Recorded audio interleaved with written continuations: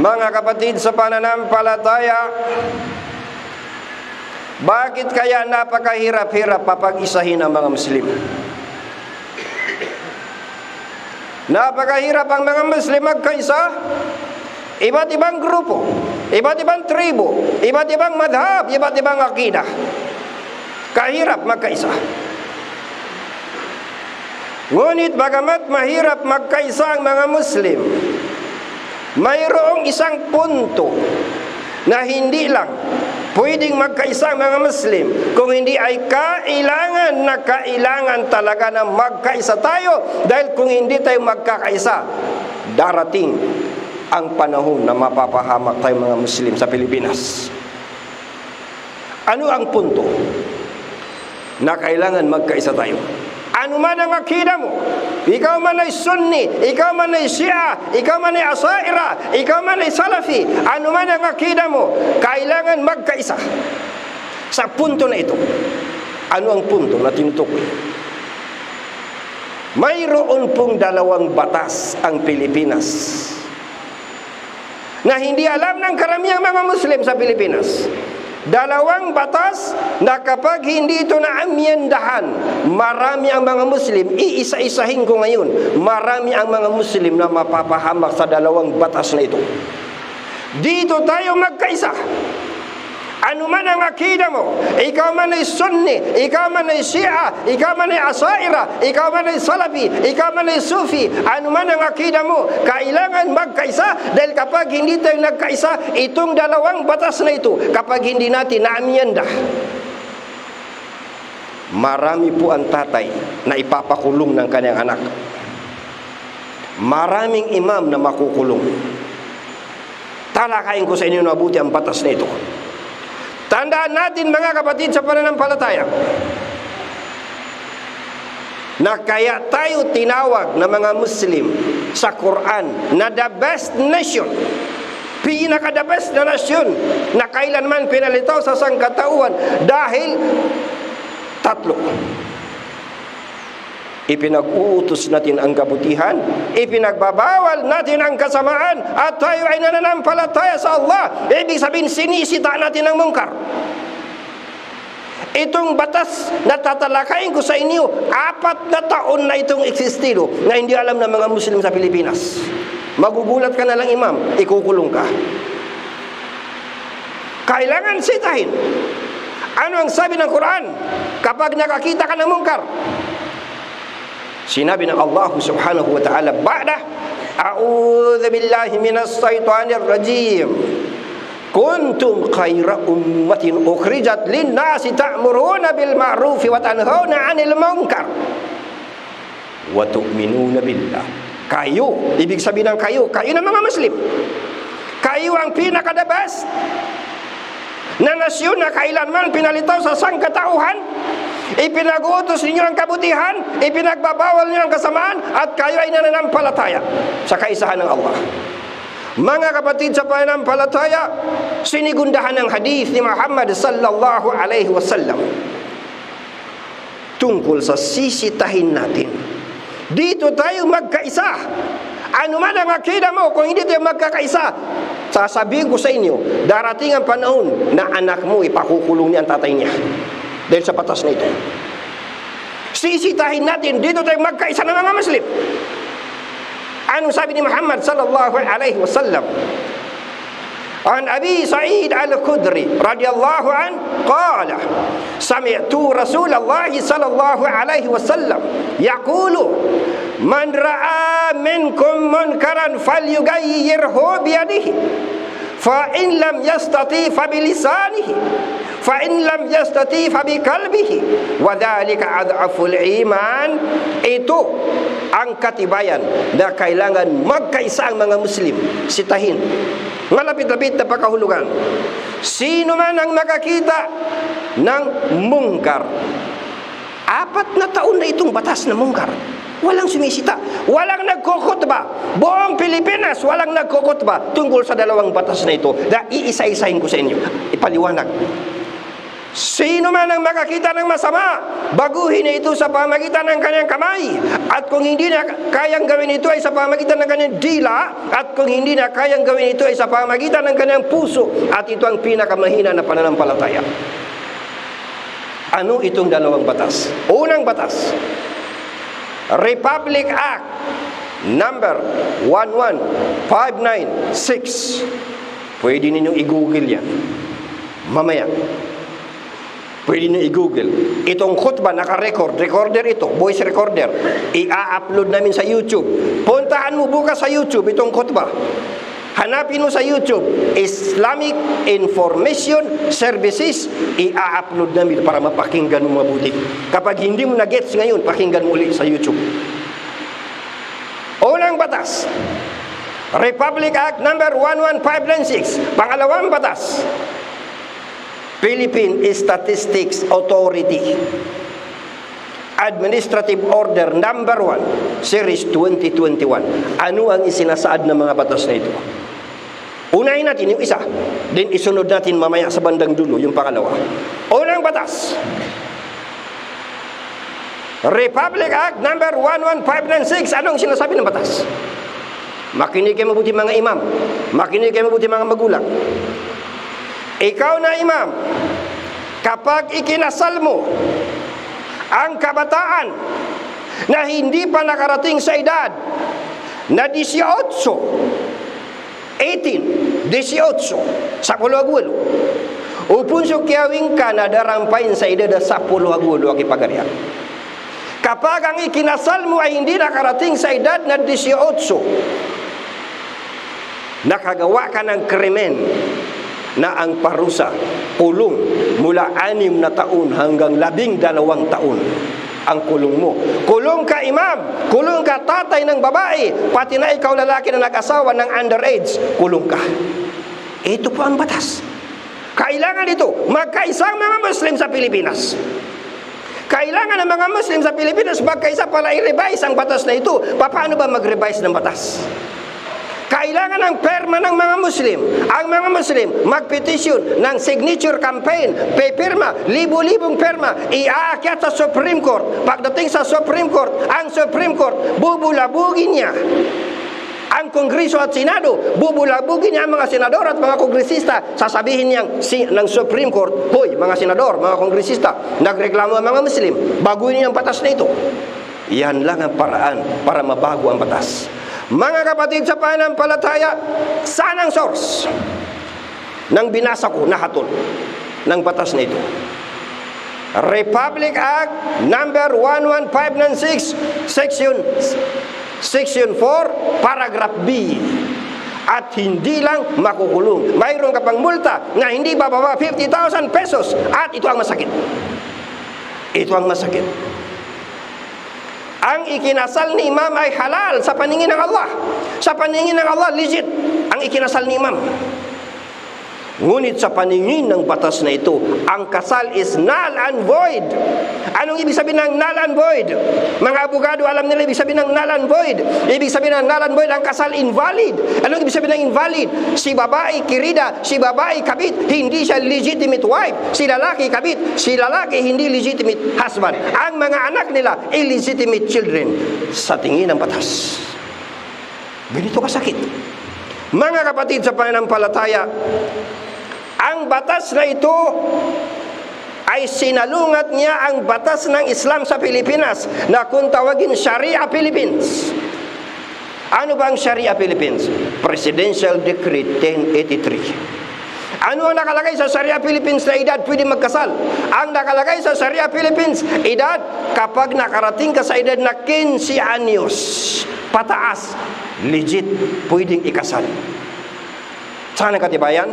Presidential Decree 1083. Basa, sino man ang Muslim na lalaki na umabot sa edad na 15 at sino man ang Muslim na babae na umabot sa pagdadalaga ay pwede nang ikasal. Kaso ang sabi ng Republic Act 11596, sino man ang ikasal na hindi umabot sa 18, Ibig sabihin, 17, 16, 15. Sino man ang ikasal ninyo na hindi umabot sa 18, kulong ka tatay, kulong ka imam. Kapag hindi na bago ang batas na ito, darating ang panahon, mga brothers, darating ang panahon, mga kapatid, na yung anak mo pupunta sa pulis, ipakukulong ka tatay. Kapag hindi ito na bago. Kaya kailangan ito baguhin. Dahil malaking mungkar ang dala-dala nito. Kapag hindi ito binago, pwedeng pumunta yung bata sa pulis. At dahil batas na ito, pinirmahan ito 2021. Pinirmahan ng December 2021 ng Kongreso. Pinirmahan ng Senado. Pinirmahan ng Malacanang ng 2021. 4 years na itong batas. Kapag ang anak mo pumunta sa pulis, nagreklamo, kulong ka tatay, kulong ka imam. Ngayon, ang tanong, bro, Muslim ako, exempted ako dyan? Mayroon kaming batas, Sharia Philippines. Exempted ako. Mayroon kaming batas na ang edad ay 15 anyos. Legit. Pwede mo bang idahilan na ang batas natin Sharia? Kapag nagbanggaan ng Republic Act versus Presidential Decree, sino mananalo? Mamaya sa bandang dulo, sagutin natin. Okay. Himay-himayin natin ang batas na ito. Himay-himayin natin mabuti. Itong batas na ito ay dalawa ang kanyang laman. Unang laman, anti-forced marriage. Pangalawang laman, anti-child marriage. Anong ibig sabihin ng anti-forced marriage? Pag pinilit mo ang anak mo, marami sa atin, pinipilit natin yung mga anak natin, na ipinaasawa mo sa hindi niya gusto, at ang anak mo pumunta sa pulis, kulong ka tatay, 6 na taon hanggang 12 years. Kulong ka imam, 6 na taon hanggang 12 years. Allahu Akbar. Mga kapatid sa pananampalataya, yung unang bahagi ng batas na ito, anti-forced marriage, walang kontra sa Islam. Dahil ang Islam din, anti-forced marriage din. Noon pa, more than 1,400 years ago, ayaw na ng Islam ang pinipilit. Bawal po sa atin na pilitin mo anak mo. Hindi ito alam ng mga Muslim. Hindi alam ng mga Muslim. May kadak-kadak lang mga loks. Apatigiliniran suwatairan. Hay giya ki mga pagarin na haram. Ubang apatigla suwataka. Ito ay hindi po pwede. Lalong-lalo na may batas ngayon. Ano ang nakalagay sa hadith ni Muhammad sallallahu alaihi wasallam? Ano nakalagay sa hadith? Wala tunkahul bikru hatta tusta'dana. Ang isang dalaga ay hindi pwedeng ipakasal hanggat hindi siya nagbigay ng kanyang pahintulot. Authentic na hadith, Sahih Al-Bukhari. Hindi mo pwedeng pilitin ang anak mo. Dahil kapag pinilit mo ang anak mo, isa sa requirement ng validity ng kasal sa Islam, isa sa requirement para maging halal ang kasal, hindi pinilit sino man sa kanilang dalawa. Kapag pinilit mo ang anak mo, ang kasal, hindi niyo alam, ang kasal ay invalid. Anong ibig sabihin ng valid? Zina araw-araw ang anak mo. Para maintindihan mo. So sa Islam mismo, bawal sa atin ang pilitin ang anak na ipakasal. Mismo si Muhammad sallallahu alaihi wasallam, sinabi niya muli, La tunkahu syayyibu hatta tusta'marah wala ala bikru hatta tusta'danah wa idnuha sumut. Kahit na biyuda, kailangan magpaalam. Dalaga pa kaya? At ang dalaga, nahihiya magsabing, opo tayo, gustong-gusto ko. Ano ang palatanda na gusto ng anak mo? Kapag ang anak mo tahimik, hindi kumikibo, ibig sabihin, yes. Basa, malapit-lapit na makahulugan, ang isang biyuda ay hindi pwedeng ipakasal maliban sa matapos siyang konsultahin at makuha ang kanyang pahintulot, at ang isang dalaga ay hindi dapat ipakasal maliban sa matapos itong magbigay ng pahintulot at ang pananahimik nito, ang pagpapahintulot nito. Ibig sabihin, yung unang laman ng unang batas, anti-forced marriage, wala tayong pag-aawayan sa Islam. Tayo mismo sa Islam, bawal. Ang tinitingnan sa Islam, damdamin. Hindi tayo mga robot. Ang tinitingnan sa Islam, gusto mo ba siya o hindi mo siya gusto? Ang utos ng Allah subhanahu wa ta'ala, gusto mo yung mapapangasawa mo. Hindi tayo mga bakal, hindi tayo robot. Nandun ang elemento ng pagkakagusto. Anong sabi ng Allah? Fankihu ma tabalakum minan nisa. Mag-asawa kayo sa kababaihan alinsunod sa inyong gusto. So wala tayong pagtatalunan sa unang bahagi ng batas. Itong pangalawa ang problema at ito ang babantayan natin. Dito tayo dapat magkaisa mga Muslim. Ikaw man ay Sunni, ikaw man ay Shia, ikaw man ay Asaira, ikaw man ay Salafi, ano man ang akida mo, pag hindi tayo nagkaisa na pumunta ang ating mga perma at signature campaign sa Supreme Court, pag hindi ito nabago, darating ang panahon, 10 years mula ngayon, 20 years mula ngayon, marami po ang makukulong na magulang, ipapakulong ng anak. Ito ang problema. Okay. Pangalawang bahagi ng batas. Anti-child marriage. Anong ibig sabihin ng anti-child marriage? Hindi pwede ikasal yung bata. Ano ba ang definition ng bata sa batas na ito? Lahat ng ikasal na wala pang 18, lahat po yan child marriage. 17, child marriage. 16, child marriage. 15 anyos, child marriage. Allahu Akbar. Ito ay kinontra niya ang patakaran ng Islam. Ang patakaran ng Islam sa Pilipinas, Sharia Philippines. 15 anyos pataas, legit. Hindi po child marriage ang tawag diyan sa atin sa Islam. Ang tawag diyan, early marriage. Ang tanong, bakit ba ang mga Muslim gustong-gusto nila ang early marriage? Ano ba ang dahilan? Hindi ito napag-aralan ng mga gumawa ng batas. Bakit tayo na mga Muslim, gustong-gusto natin ang mga anak natin mag-asawa ng maaga? Number 1 na dahilan na hindi nila alam. Upang makaiwas ang ating mga anak sa fitna, kalamidad.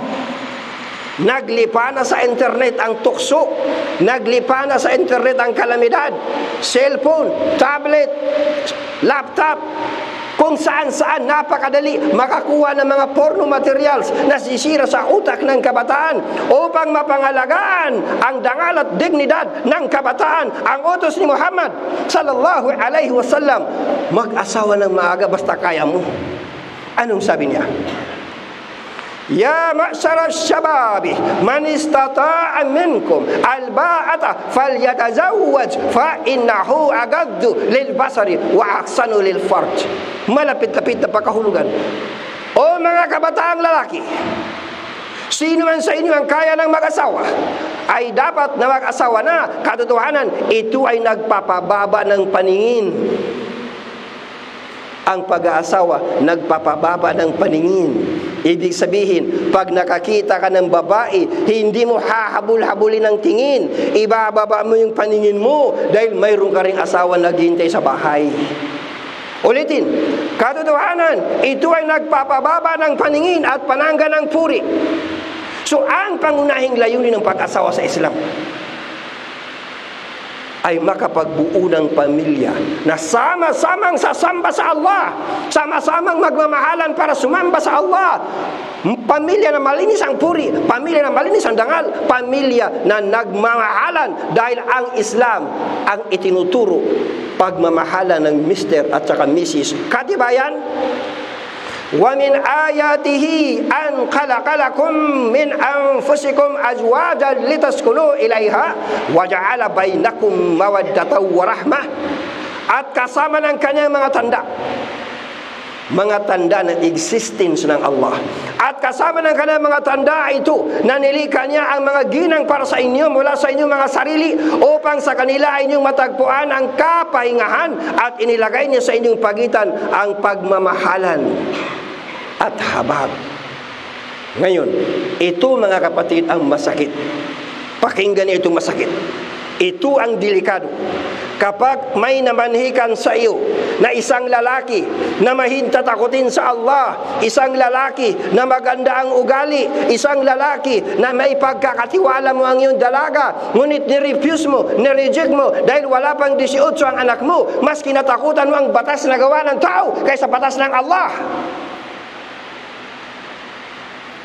Darating sa pamilya mo ang fitna. Darating sa pamilya mo ang kalamidad. Basa! Sinabi ni Muhammad sallallahu alaihi wasallam, "Idza kataba ilaikum man tardawna dinahu wa khuluquhu fazawwijuhu illa taf'alu takun fitnatun fil ardi wa fasadun 'ariyad." Kapag ang tao na ang kanyang relihiyon at ugali ay kalugod-lugod sa inyo, ay namanhikan sa inyo, ay ipakasal ninyo sa kanya ang inyong anak na babae, kung hindi ninyo gagawin ito, kung hindi ninyo gagawin ito, ay magiging sanhi ito ng kalamidad sa lupa. Mga kapatid sa pananampalataya, ito po ang ating kinakaharap na malaking fitna. Kaya kinakailangan ang mga Muslim maintindihan natin, ano ba ang epekto ng batas na ito?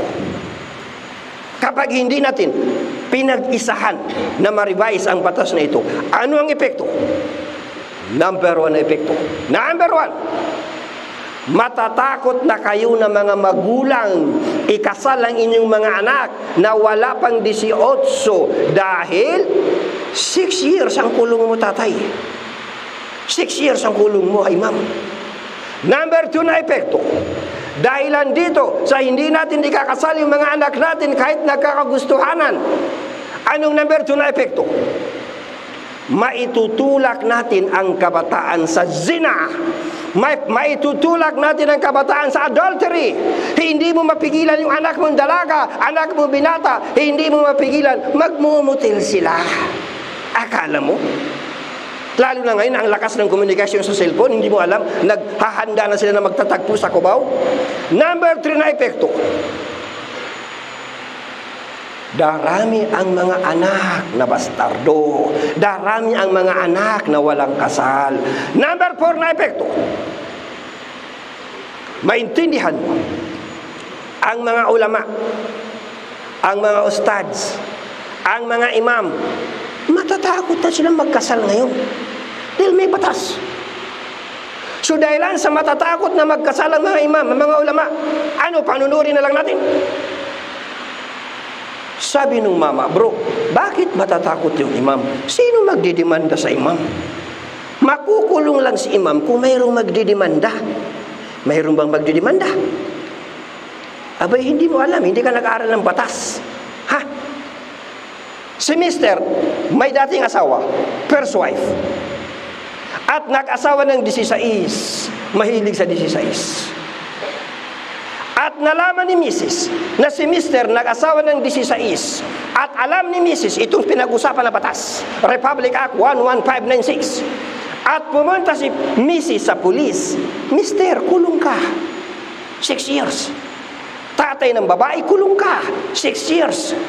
Imam na nagkasal, kulong ka. 6 years, pinakamababa, hanggang 12 years. Ngayon, kung hindi tayo kikilos, katulad nito, 4 years na ang batas na ito, wala pong nagkukutba nito. Ilang beses namin ito isinisigaw sa kung saan-saang masjid. Isinisigaw namin sa TV station, digital TV station. Isinisigaw namin ito sa kung saan-saan na internet na maimbitahan kami mag-lecture. Abay, wala pong sumisigaw nito. Paano malalaman ng mga Muslim sa Pilipinas? Ilan lang ang mararating ng aming sigaw. Ngayon, kung hindi tayo kikilos, walang kilos sa mga Muslim para baguhin ang batas nito. Halata ng mungkar. Ano mangyayari? Basahin ko sa inyong hadith. Darating ang kapahamakan mula sa parusa ng Allah. Kapag ang mga tao nakikita nila ang mungkar at wala silang ginagawa para baguhin ito, nakikita natin na ang mga kabataan natin nagzizina, ang mga kabataan natin hindi pwedeng ikasal, wala pang 18, ang mga kabataan natin gumagawa ng karumal-dumal ng mga kahihiyan dahil hindi natin pwedeng ikasal, wala pang 18. Nakikita natin itong mungkar na nakukulong mga imam, nakukulong ang mga tatay, wala tayong ginawa para baguhin ang batas. Ulitin ko, kapag ang mga tao nakikita nila ang mungkar at wala silang ginagawa para baguhin ito, hindi magtatagal, wawasakin sila ng Allah ng kanyang kaparusahan. Ipalayo natin ng Allah. Epekto numero 5. Ito pinakamasakit.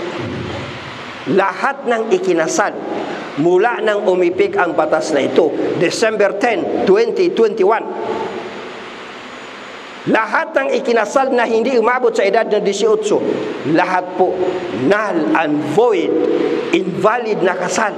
O ano ngayon bro, kung invalid na kasal? May problema ba? Abay, mayroon, malaking problema. Hindi mo alam kasi walang alam sa batas. Anong problema? Balikan natin yung mama na nag-asawa. Mister, may dating Mrs., first wife, muna sa walay. Nag-asawa ng 16. Si Mister mayaman. Maraming mana na mamanahin ni second wife, mamanahin ni first wife. Namatay si Mister. At gusto magmana ni second wife. Sabi ni first wife, wala kang mamanahin ni 5. Sabi ni second wife, mayroon. Asawa niya ako, legit. Sabi ni first wife, hindi ka legit na asawa. Ikinasal ka na ang edad mo 16, ang kasal mo invalid.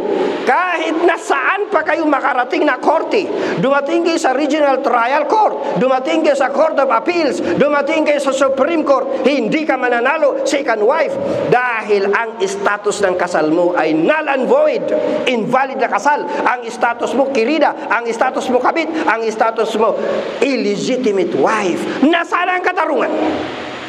Sa paningin ng Allah, legit na asawa. Bakit hindi siya pwedeng magmana? Hahakutin lahat ng first wife ang mana. Nasaan ang katarungan? Mga kapatid sa pananampalataya, ilan lamang ito sa mga problema na may inkwentro natin kapag hindi tayo nagkaisa sa punto na ito. Simple lang naman ang pagkakaisahan natin. Simple lang. Simple. Hindi naman kailangan isakripisyo yung akida mo.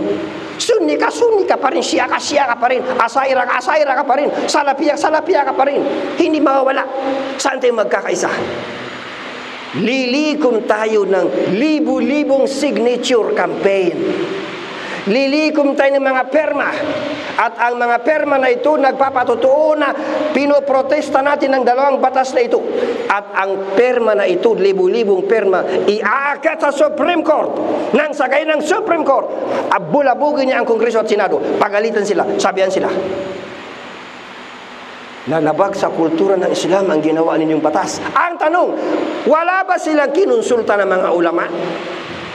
Itong gumawa ng batas, wala ba silang kinonsulta man lang ng mga ulama? Ha? O baka naman may kinonsulta sila ng mga ulama na sinuswelduhan ng gobyerno.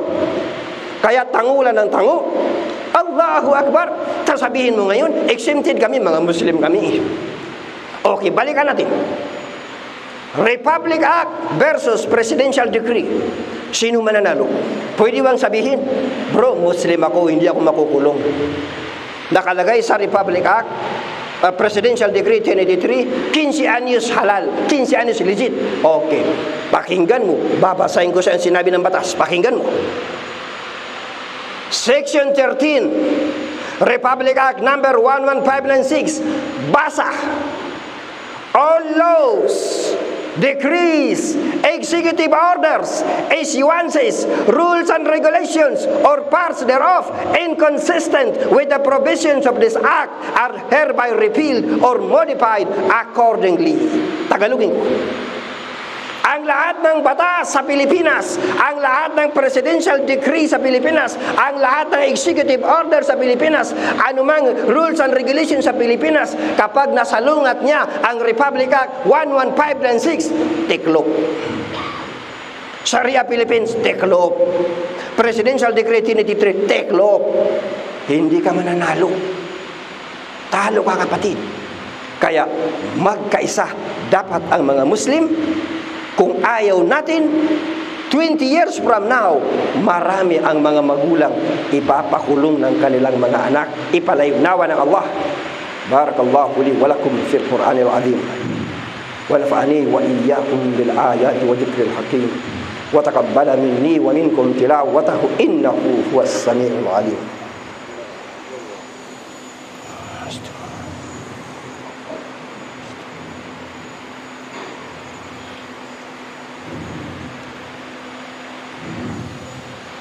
Alhamdulillahi hamdan katsiran kama amar. Asyhadu an la ilaha illallah wahdahu la syarikalah wa asyhadu anna Muhammadan abduhu wa rasuluh. Ibadallah, ittaqullaha haqqa tuqatih wa la tamutunna illa wa antum muslimun. Pangalawang batas. Para ito sa mga imam, para sa mga ulama, mga ustads. Pero apektado rin mga Muslim. Pangalawang batas na kailangan din magkaisa mga Muslim para bulabugin. ang Supreme Court at mabago ang batas na ito. Pangalawang batas, Philippine Statistic Authority. Administrative Order number 1, Series 2021. Ano ang nakasaad sa batas? Pakinggan mo. Makinig kayo mabuti mga imam. Kapag ikaw na imam, ikinasal mo yung dalawa, na wala kang krasam. Ano yung krasam? Certificate of Authority, Certificate of Registration of Authority to solemnize marriage. Certificate mula sa PSA na pwede kang magkasal. Kapag wala kang krasam, wala kang certificate, imam, ang kulong mo 2 buwan hanggang 2 taon. Ha? Saan ang galing yan, bro? Baka chismis yan. Ay, ito. Basahin ko sa iyo.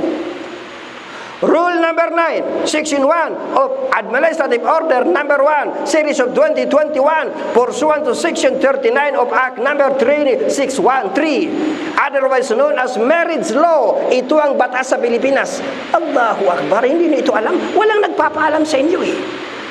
Ngayon, dahilan sa batas na ito, ano ang epekto? Niyurakan ng batas na ito ang batas natin sa Islam, Sharia Philippines. Ano ba ang Sharia tungkol sa pag-aasawa? Simple lang ang pag-aasawa sa Islam. Hindi katulad sa mga pari, mga pastor ng kakristyanuhan. Ang nagkakasal talaga si pari, ang nagkakasal si pastor. Sa Islam po, paano ba ang kasal? Hindi po si imam ang nagkakasal. Ang nagkakasal si wali. Inaalalayan lang ni imam si wali. Sasabihin lang ni imam si wali, wali, sabihin mo sa lalaki, ipinaasawa ko sa iyo si Pulana, na anak ni Pulano. Sangayon sa sunnah ng propeta sallallahu alaihi wasallam, bilang pagsunod sa utos ng Allah, alinsunod sa napagkasundo ang mahar, sasabihin ni lalaki, tinanggap ko. Tapos na. Ganun kasimple. Ang nagkasal, hindi si imam. Ang nagkasal, si wali. Si wali, pwede nang ikasal yung anak niya kahit walang imam. Kung alam niya yung script na sasabihin. Kung alam ni wali yung sasabihin sa lalaki, kahit walang imam, valid ang kasal. So, bakit mo hihingian si imam ng krasam? Bakit hihingian ng PSA si imam ng certificate? Na hindi katulad ng kasalang Kristiyano, na si pari kailangan ng certificate, si pastor kailangan ng certificate, dahil sila talaga ang nagkakasal. Sa Islam, ang nagkakasal si wali. Tinuturuan lang ni imam. Subhanallah. Pangalawang epekto, pilit isinusubo ng batas na ito sa mga Muslim, sa mga imam. Ano ang hindi karapat-dapat sa Sharia? Kompleto na po ang Sharia. Wala na may dadagdag. Bakit mo dadagdagan pa ng requirement? Allahu Akbar. Pangatlo, epekto, pahirapan ngayon ang mga magulang sa lugar ng mga liblib na walang imam, na mayroong krasam, walang imam na may certificate. Anong gagawin nila? Maghanap sila ng imam na may certificate. Mabibinbin ang kasal, mapupuspon ang kasal, madaragdagan ang zina ng kabataan. Allahu Akbar. Sasabihin ni imam, bro, madali naman mag-apply ng krasam eh. Hindi mag-apply ako. Sabi ni imam, kapag ikaw imam, nag-apply ka ng krasam, tinatanggap mo na ang Sharia ng Allah tungkol sa pagkakasal ay may kulang. Hindi kumpleto. Kailangan pa ng certificate. Para kang nakipag-isa, nakipagtulungan sa mungkar na batas na ito, hindi mo kailangan na mag-apply ng krasam. Ang kailangan natin, magkaisa tayo. I-protesta natin ang batas na ito. Magkaisa at idulog sa Supreme Court nang sa gayon po ang mga Muslim. Sa darating na panahon ay huwag magkaroon ng problema. Kung hindi tayo kikilos ngayon, hindi natin ito babaguhin. Hindi tayo magkakaisa para baguhin.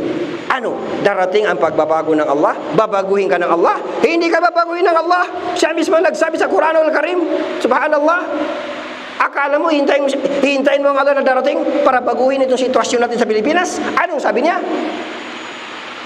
Inna Allah la yugayyiru ma biqaumin hatta yugayyiru ma bi anfusihim. Katotohanan, hindi babaguhin ng Allah ang kalagayan ng isang sambayanan hangga't hindi nila binabago na sa kanilang mga sarili.